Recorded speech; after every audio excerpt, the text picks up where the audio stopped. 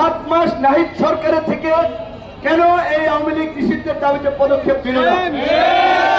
নাহিদ আসিফ মাহফুজ সরকারের বিশেষ সহকারী ছিল, সেখান থেকে তার প্রমোশন হয়ে তিনি উপদেষ্টা হয়েছেন।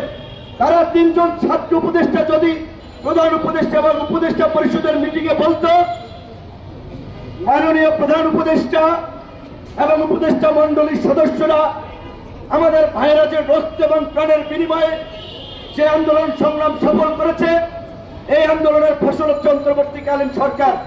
সেই সরকারে আমি একজন ছাত্র প্রতিনিধি, আমার যোগ্যতা ছিল না, আমার বাপদাদারও যোগ্যতা নাই। আমরা এসেছি শুধুমাত্র এই ছাত্রদের কৃপায়, তাদের সমর্থনে।